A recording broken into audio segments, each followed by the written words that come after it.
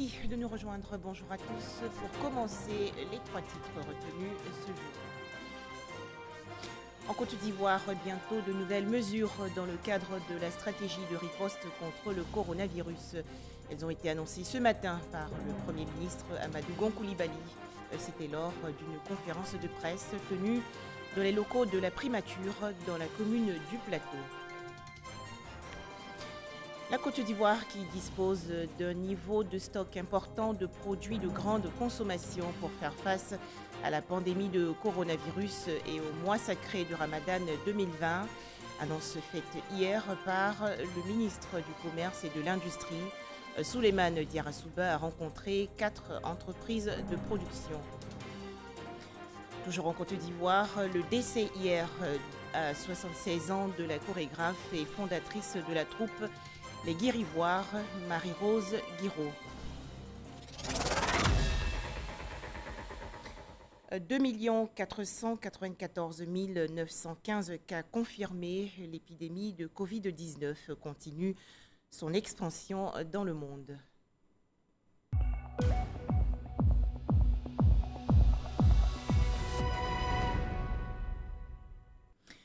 Comment la Côte d'Ivoire gère-t-elle l'actuelle crise sanitaire liée au coronavirus?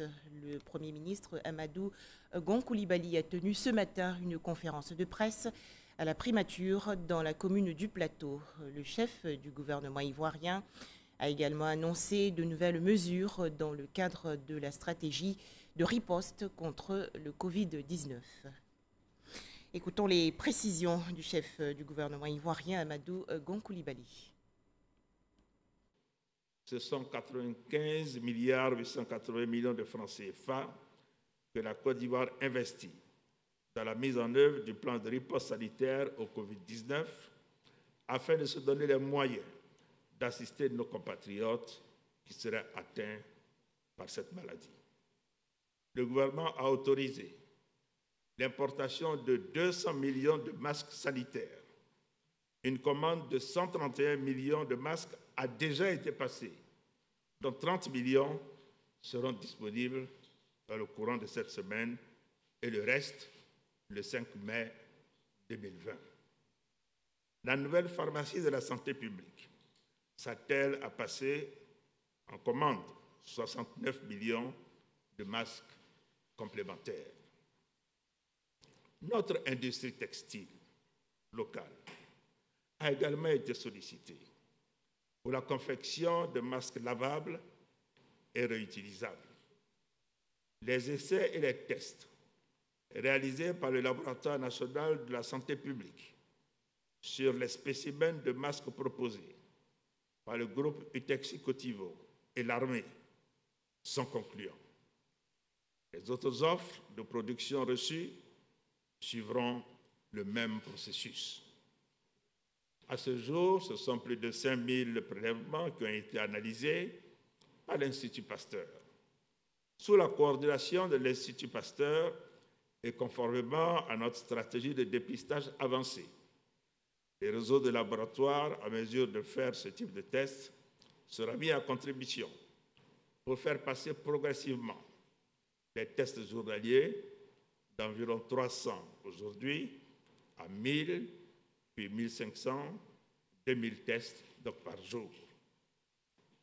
J'ai le plaisir de vous annoncer que le Conseil d'administration du Fonds monétaire international a décidé du financement de notre plan de soutien économique, social et humanitaire pour un montant de 530 milliards de francs CFA qui seront décaissés dès cette semaine. D'autres décaissements sont également attendus de notre Union économique et monétaire, de la BCEAO par l'émission de Corona Bonds, de l'Union européenne, de la Banque mondiale, de la BAD, de la BID et des partenaires bilatéraux. Je salue l'ensemble des personnels de santé de notre pays, tous impliqués dans la mise en œuvre du plan de riposte sanitaire au Covid-19, sous l'autorité de M. le ministre.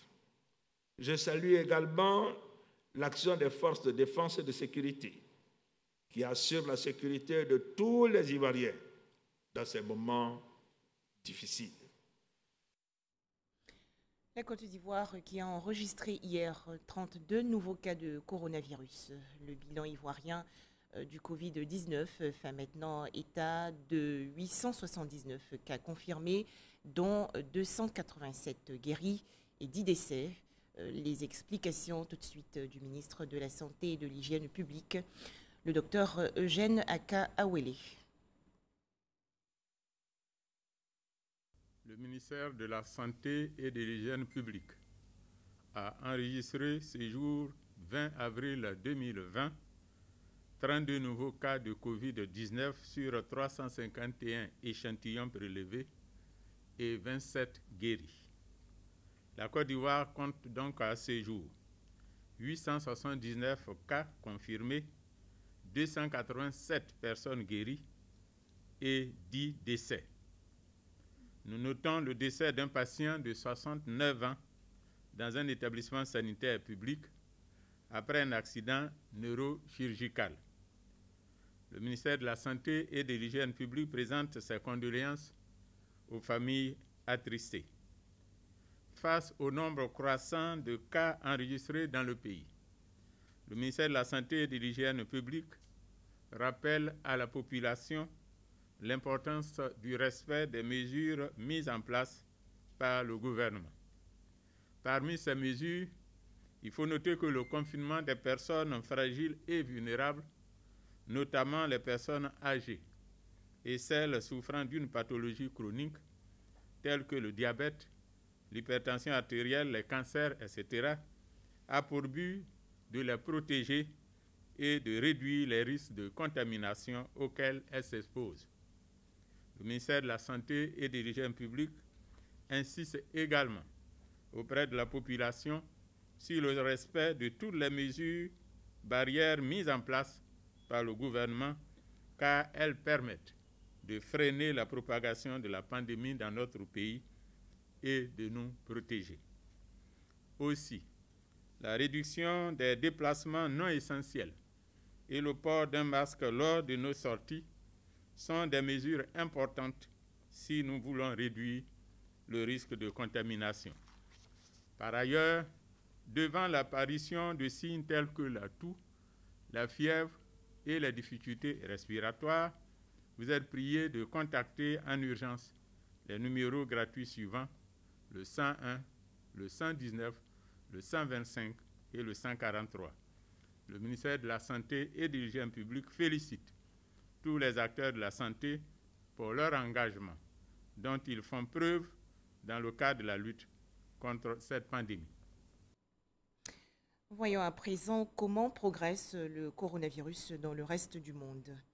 En Afrique de l'Ouest, tout d'abord, le Ghana, 1042 cas confirmés, 99 guéris et 9 décès. Au Burkina Faso, 581 cas confirmés, 357 guéris et 36 décès. Le Sénégal, 377 cas confirmés, 235 guéris et 5 décès. Au Mali, 246 cas confirmés, 42 guéris et 14 décès. Et le Togo qui annonce 84 cas confirmés, 53 guéris et 6 décès. On note au total dans le monde entier 2 494 915 cas confirmés, plus de 650 000 guéris et plus de 171 000 décès. Le district d'Abidjan, épicentre de la maladie à coronavirus en Côte d'Ivoire. En effet, 93% des cas déclarés positifs au Covid-19 vivent dans la capitale économique contre 7% dans les villes de l'intérieur du pays.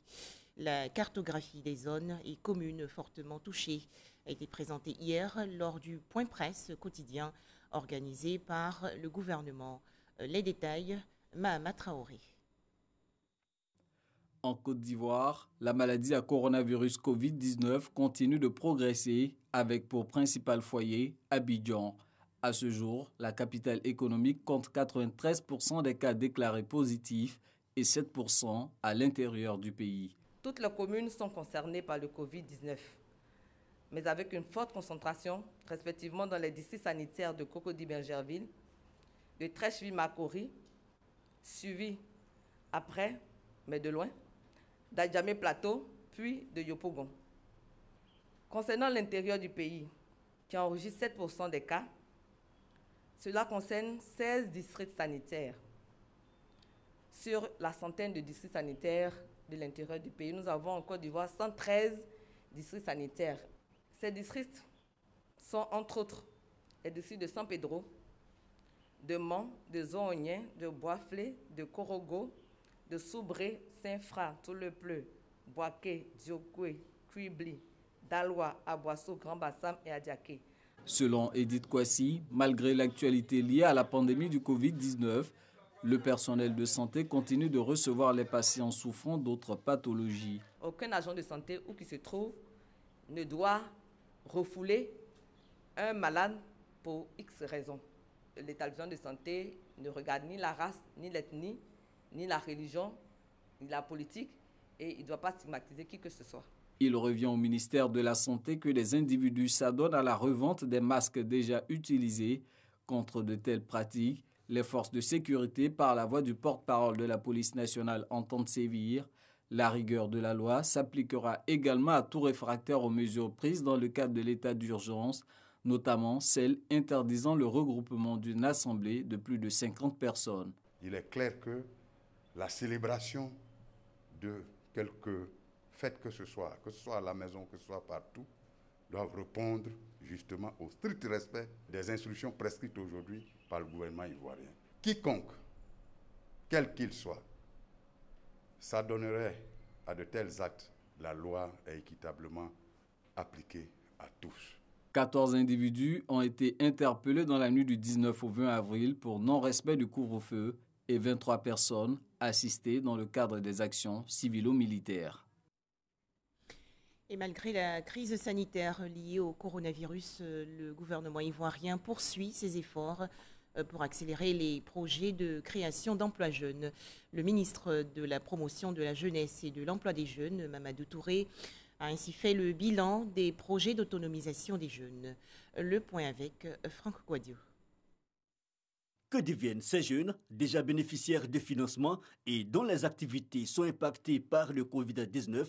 Quelle stratégie pour ceux qui n'ont pas encore bénéficié de financement au cours de cérémonies symboliques? Autant de questions. Face à la presse donc, le ministre de la Promotion de la Jeunesse et de l'Emploi des Jeunes, Touré Mamadou, épluche les préoccupations de l'heure. Ils étaient 73 489 sur plus de 77 000 jeunes. Fin décembre 2019 a bénéficié des programmes du PS-Gouv dans la dynamique. L'opération Agir pour les jeunes a connu une première vague de financement et elle s'est trouvée impactée par la crise, mais aujourd'hui, de bonnes nouvelles pour les bénéficiaires. Premièrement, c'est que pour tous les jeunes qui sont donc dans l'entrepreneuriat, notamment Agir pour les jeunes, le processus va se poursuivre même sans cérémonie de remise donc, de chèques. Et pour ce faire, la liste donc, des jeunes bénéficiaires sera disponible cette semaine. Les jeunes qui ont déjà eu des financements, qui ont commencé donc, des activités, nous allons suspendre pour 3 mois le remboursement donc, de ces financements. Pour les jeunes qui seront impactés par le Covid, le dispositif qui se met en place avec le fonds de solidarité, le fonds de soutien aux dons soutien informels, nous verrons dans quelle mesure ces jeunes payent donc en compte. Rappelons que l'opération Agir pour les jeunes phase 2 a permis la prise en compte de plus de 21 000 jeunes. Mais il y a aussi d'autres axes touchés. Celui des projets dits structurants par exemple, qui concernent entre autres les start-upers, seront alors privilégiés les innovations liées à la lutte contre le Covid. Je suis heureux d'annoncer que le 15 mai au plus tard, les jeunes sélectionnés vont recevoir donc les chèques pour les financements qui partent donc de 5 millions à 50 millions de francs CFA. Maintenant, pour les jeunes entrepreneurs qui n'ont pas passé à ces processus et qui apportent aujourd'hui des solutions innovantes et qui viennent en appui à l'appel du gouvernement en termes de fabrication de masques, en termes de fabrication de gel hydraulique ou toute autre initiative qui peut nous permettre, qui peut aider à la lutte contre le coronavirus, nous allons ouvrir la plateforme, exceptionnellement la plateforme de financement le lundi prochain pour une semaine et tous ces jeunes pourraient donc soumissionner. Les projets les plus pertinents vont obtenir un financement. Autre bonne nouvelle, le paiement de 45 000 francs CFA par mois pour les volontaires retenus pour la sensibilisation sur le terrain. Il y aura aussi la poursuite du versement des primes à ceux déjà en stage et bien d'autres activités du PS-Gouv annoncées par le ministre qui a pour l'occasion fait le bilan du programme social du gouvernement. Nous avions mobilisé à date 346 000 opportunités après les différents échanges avec le secteur privé ivoirien, avec donc mes collègues et les structures sous tutelle donc des différents ministères. L'année 2020, l'objectif était donc de 264 936 jeunes. Et pour le premier trimestre, c'est-à-dire entre le 1er janvier et le 31 mars 2020, ce sont 41 971 jeunes qui ont été pris en charge par nos différents dispositifs. Le ministre de la Promotion de la Jeunesse et de l'Emploi des Jeunes face à la presse, un moment vécu par visiocorrespondance par d'autres confrères, mais aussi en direct par les internautes. À noter qu'en cette période de coronavirus et pour le mois sacré de Ramadan 2020, les marchés locaux seront toujours approvisionnés en produits de première nécessité, notamment le riz, le lait, l'huile et le sucre.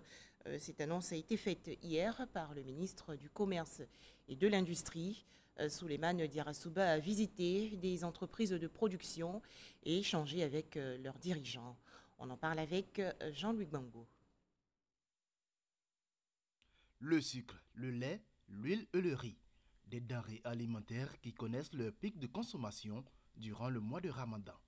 Comme chaque année, le ministre du Commerce et de l'Industrie est allé sur le terrain pour s'enquérir de l'état du stock. D'abord à Sucaf, l'un des leaders de la production du sucre. Coronavirus oblige, c'est par visioconférence qu'il échangera avec les responsables de l'unité de production à Ferké. À défaut de pouvoir me rendre, comme j'avais l'habitude de le faire, je l'avais souhaité, afin que pour me rendre compte moi-même de la disponibilité, en tout cas, des stocks de sucre. Je suis très heureux, en tout cas, grâce à la technologie, qu'on puisse constater nous-mêmes, en fait, l'existence de stocks physiques. Après quoi, une visite dans l'entrepôt de la société en zone 3. Ici, toutes les dispositions ont été prises pour combler la demande en ce pic de consommation qui s'annonce. Nous avons anticipé sur les besoins de nos clients puisque pour nous, même si le Ramadan commence à la fin de cette semaine, notre Ramadan à nous a commencé 2 mois auparavant puisque nous avons déjà commencé à constituer des stocks auprès de nos grossistes pour leur permettre eux aussi de pouvoir approvisionner les différents canaux de distribution en sorte que si vous visitez les différents points de consommation, vous trouviez du sucre partout. Même son de cloche à Sabimex et Moulin Moderne de Côte d'Ivoire, spécialisé dans la distribution de produits laitiers, de riz et divers autres denrées. Mais aussi à Sania, leader de la production et de la distribution de l'huile alimentaire. Du stock disponible pour l'ensemble de la population ivoirienne. C'est la garantie reçue par le ministre Diarra-Souba. Nous continuons actuellement à opérer correctement et à produire les quantités de produits suffisantes en qualité pour la consommation nationale. Alors actuellement, nous avons un produit fini, je parle de l'huile en produit fini, nous avons 2 semaines et demie de produits finis qui sont en stock. Mais à cela, il faut ajouter des produits semi-finis qui sont encore dans les cuves. En termes de matières premières, nous avons 2 mois et demi de matières premières. S'assurer de la disponibilité du stock pour le mois de Ramadan, mais surtout de la résilience de ces opérateurs économiques face à la pandémie du coronavirus. Depuis l'annonce en fait du premier cas de Covid-19 en Côte d'Ivoire, nous constatons que le secteur privé travaille aux côtés de l'État pour maintenir la dynamique économique en Côte d'Ivoire, pour préserver notre outil de production. Malgré toutes ces difficultés, toutes les nouvelles contraintes que l'État a édictées, le secteur privé les a intégrées dans leur quotidien pour trouver des manières ingénieuses en fait pour que la contamination ne se poursuive pas à travers le télétravail, à travers des rotations qui sont faites ici et là, à travers la mise en place en fait d'un plan de continuité d'activité. Mois de spiritualité, le Ramadan est une période où on observe également une augmentation des prix. Cette visite a été également l'occasion pour le ministre du Commerce de rassurer les ménages quant à la stabilité des prix de ces denrées, même en période de coronavirus. Le monde entier déstabilisé par le coronavirus. Cette pandémie a également éprouvé l'arène politique mondiale. Plusieurs personnalités politiques ont été testées positives au Covid-19. Elles ont été malades, ont recouvré la santé ou sont décédées. Michel Digré.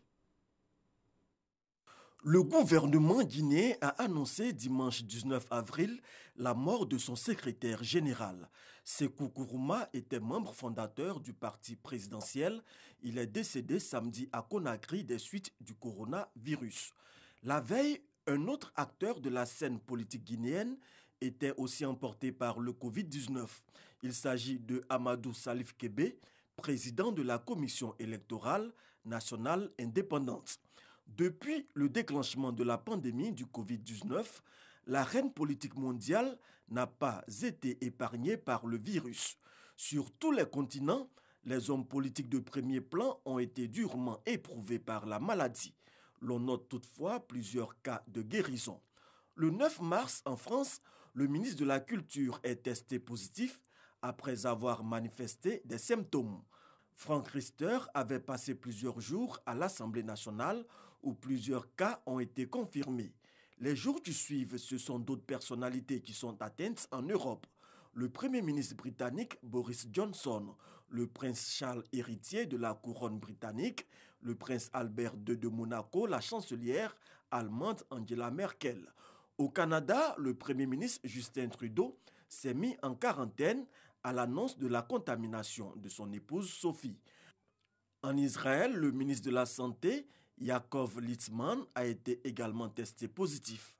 En Afrique, au Burkina Faso, le 20 mars, 4 membres du gouvernement ont été testés positifs au coronavirus, dont le ministre des Affaires étrangères. La rumeur est devenue réalité. Je viens d'être notifié positif au Covid-19. En RDC, la ministre de l'économie, Akassia Bandouboula, contracte la maladie et déclare: Cette maladie est entrée dans ma vie, dans ma chair, dans ma famille et m'a pris 2 êtres chers. Elle m'a pris ma grande sœur et mon frère. Il faut que nous soyons conscients et que nous ne puissions pas prendre à la légère cette maladie.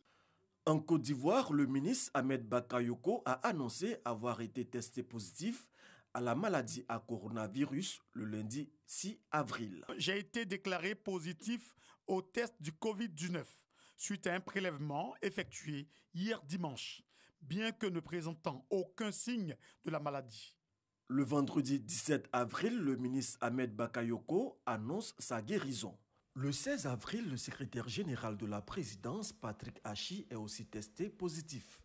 Ce jeudi 16 avril 2020, j'ai été testé positif au Covid-19.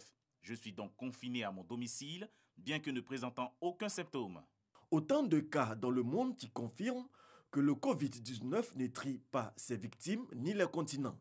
La maladie a même réussi à s'aimer la peur, même chez les terroristes. Dans la dernière édition du bulletin d'Al-Naba de l'État islamique, l'organisation terroriste a demandé à ses membres de rester loin des pays concernés par l'épidémie pour éviter d'être infectés.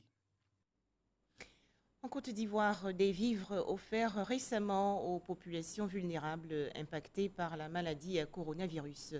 C'est une initiative du Bureau national d'études techniques et de développement soutenue par le Comité national olympique.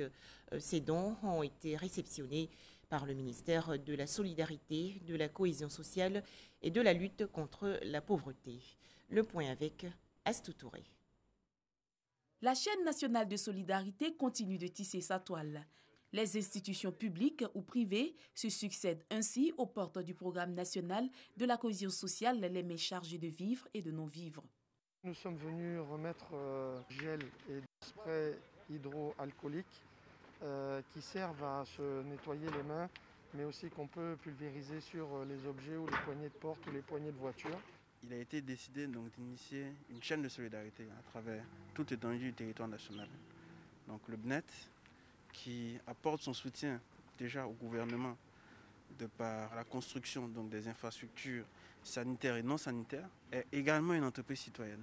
Et nous avons donc, suite à l'appel du ministère de la Solidarité, décidé également de soutenir les populations les plus vulnérables. Occasion pour le Comité national olympique de rassurer les athlètes. La valeur fondamentale du Comité national olympique et du CIO, c'est la solidarité. Solidarité envers les plus faibles, solidarité entre les athlètes, solidarité avec les femmes pour faire avancer le sport. Et là, nous sommes aujourd'hui en Côte d'Ivoire. Notre solidarité va porter sur la population, sur nos frères et sœurs. La solidarité n'est pas seulement une affaire de dons. Elle doit aussi se manifester par le respect des mesures barrières, selon Mariatou Koné, ministre de la Solidarité, de la Cohésion sociale et de la lutte contre la pauvreté. Je voudrais donc dire merci à chacun des donateurs et souhaiter que d'autres personnes leur emboîtent le pas afin que très rapidement la maladie du coronavirus disparaisse de notre pays. La solidarité doit se manifester à tous les niveaux. C'est vrai qu'il y a les dons que nous recevons et ces dons que nous redistribuons. Mais chaque Ivoirien doit se montrer solidaire en respectant les mesures barrières. Les jours à venir, le Comité national olympique entend poursuivre ses actions au niveau du ministère de la Santé et de l'Hygiène publique. Des images à présent. Ce remède est censé guérir le coronavirus. Il a été présenté hier à Madagascar par le président de la République, Andry Rajoelina. Il s'agit d'une décoction et d'une tisane bio à base de plantes développée par l'Institut malgache de recherche appliquée, l'IMRA. À noter également que les 193 pays membres de l'Assemblée générale des Nations unies ont adopté hier, par consensus, une résolution réclamant un accès équitable aux futurs vaccins contre le coronavirus. Ils ont également souligné le rôle dirigeant crucial de l'Organisation mondiale de la santé, mis en cause par les États-Unis. Enfin, en Côte d'Ivoire, le décès hier dans une clinique privée du district d'Abidjan de Marie-Rose Guiraud. La chorégraphe et fondatrice de la troupe Les Guirivoires avait 76 ans. Franck Quadio revient sur son parcours artistique. Le timbre lourd, la voix légèrement gutturale qu'elle savait rendre fluette, aura longtemps été comme support pour accompagner sa véritable passion, la danse.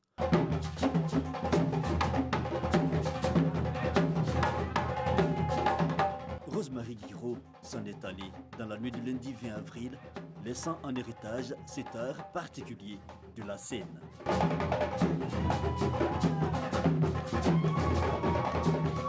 Marie-Rose Guiraud, c'est à Ouyabli, dans l'ouest ivoirien, qu'elle voit le jour en 1944. La danse, elle, la porte. L'art, elle, le transporte depuis sa tendre enfance. Son destin est tout tracé. Vers les bords de la Seine en France, pour ensuite revenir dans les années 70, assumer celui-ci.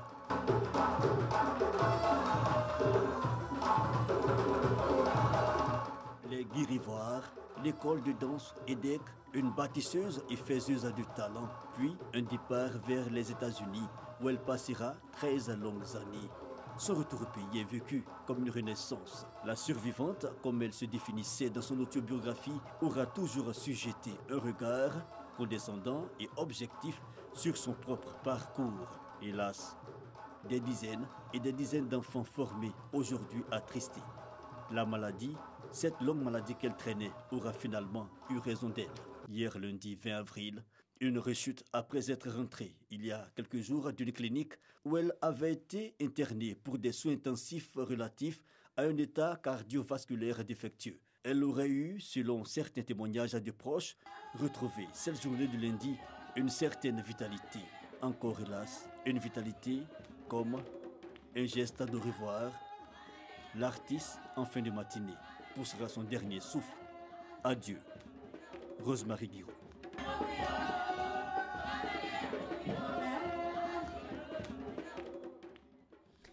Et c'est la fin de ce journal. Merci de nous avoir suivis.